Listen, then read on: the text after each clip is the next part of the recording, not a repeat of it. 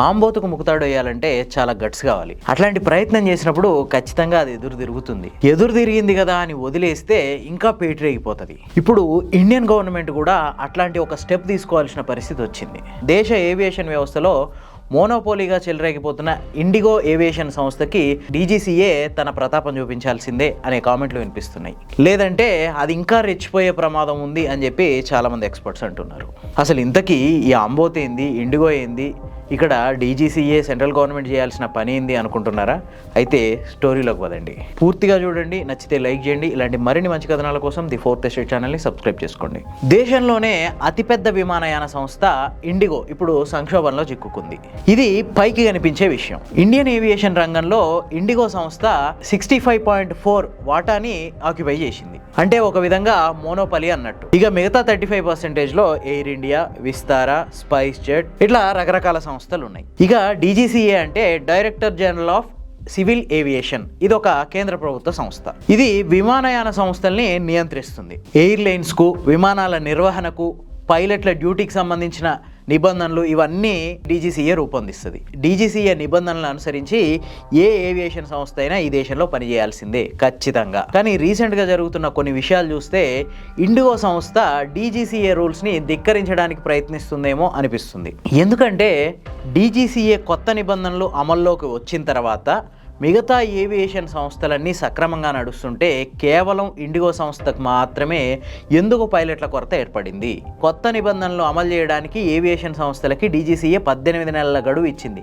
కానీ 18 నెలల గడువుని పక్కకు పెట్టేసేసి కొత్త పైలట్ల రిక్రూట్మెంట్ చేసుకోకుండా, కొత్త స్టాఫ్ రిక్రూట్మెంట్ చేసుకోకుండా సడన్గా నిన్న డీజీసీఏ కొరడా పట్టుకొని ఖచ్చితంగా రూల్స్ అమలు చేయాల్సిందే అని కూర్చున్న తర్వాత ఫ్లైట్లు క్యాన్సిల్ చేసి చేతులు దులుపుకుంది ఇండిగో. ఎందుకంటే ఇది రాత్రికి రాత్రి వచ్చిన సమస్య కాదు. 18 నెలల టైం ఇచ్చిన తర్వాత కూడా ఇండిగో ఆ ప్రయత్నాలు మొదలు పెట్టలేదంటే ఖచ్చితంగా ఇది ఇండిగో ఫెయిల్యూర్ తప్ప డీజీసీఏ రూల్స్లో తప్పేం లేదు. డీజీసీఏ కొత్త రూల్స్ ఏంటంటే రోజుకి 8 గంటల కంటే మించి పనిచేయడానికి లేదు ఒక pilot.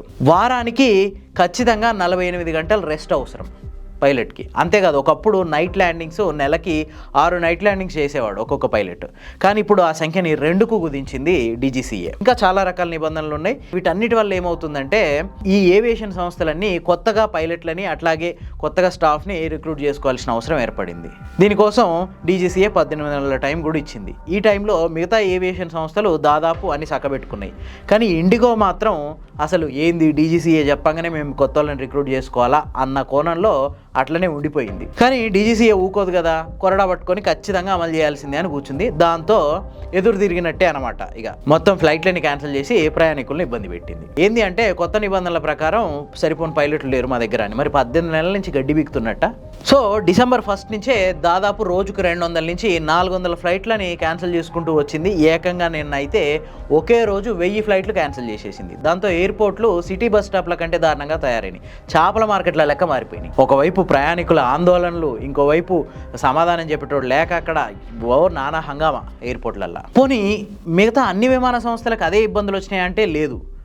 Air India, SpiceJet, Akash, Vistara వీళ్ళన్నీ సెట్ చేసుకున్నారు. ఈ రూల్స్ అన్ని ఫాలో అవుతూ ముందుకెళ్తే మా లాభాలు తగ్గిపోతాయి అనే ఒక ఆదుర్దా కావచ్చు, లేదంటే ఇండియన్ ఏవియేషన్ రంగంలో 65% వాటా మాదే, మేము ఏం చేసినా చెల్లుతుంది అనే ఒక పెడసరమైన ధోరణి కావచ్చు. సో ఫైనల్ గా ఇక చేసేదేం లేక నిన్న ఈ ప్రయాణికుల ఇబ్బందులు వీటన్నిటిని దృష్టిలో పెట్టుకొని డీజీసీఏ మరొక 2-3 నెలల పాటు టైం ఇచ్చింది. 2026 ఫిబ్రవరి 10వ తారీఖు లోపు ఇండిగో ఎయిర్వేస్ మొత్తం అన్ని సెటిల్ చేసుకోవాలని చెప్పి కొత్త పైలట్ రిక్రూట్మెంట్లు, స్టాఫ్ రిక్రూట్మెంట్లు కంప్లీట్ చేసుకోవాలని చెప్పి చాలా గట్టిగా హెచ్చరించింది డీజీసీఏ. అంతేకాదు 30 రోజుల్లో క్రూ రిక్రూట్మెంట్, రోస్టర్ రీస్ట్రక్చరింగ్, కొత్త షెడ్యూల్ రీమ్యాప్ ఇవన్నీ 30 డేస్లో సమర్పించాలని కూడా చెప్పింది. అయితే ఇండిగో ఇదంతా కావాలనే చేస్తుందని, ఈ ఇండియన్ ఏవియేషన్ రంగం మీద తన గుత్తాధిపత్యాన్ని నిరూపించుకోవడం కోసం, అట్లాగే చూసిర్రా మేము దలుచుకుంటే ఒకరోజు ఇండియన్ ఏవియేషన్ రంగాన్ని అతలాకుతలం చేసినాం అనే విషయాన్ని డీజీసీఏ దృష్టికి తీసుకెళ్లడానికి ఇండిగో ప్రయత్నించినట్టు అనిపిస్తుంది. ఆలోపు కూడా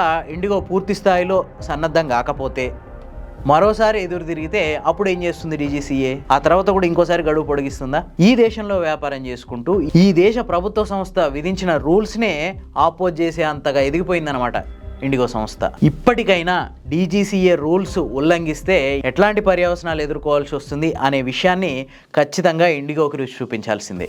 ఈ విషయం ఇప్పుడు కేంద్ర ప్రభుత్వం చేతుల్లోనే ఉంది. రౌతు కొద్ది గుర్రం అనే సామెత ఉంది కదా, సో అట్లనే ఖచ్చితంగా ఇండిగోను కూడా దారిన పెట్టాల్సిందే. లేదంటే ఇదే రకమైన బెదిరింపులు భవిష్యత్తులో కూడా వచ్చే అవకాశం ఉంది.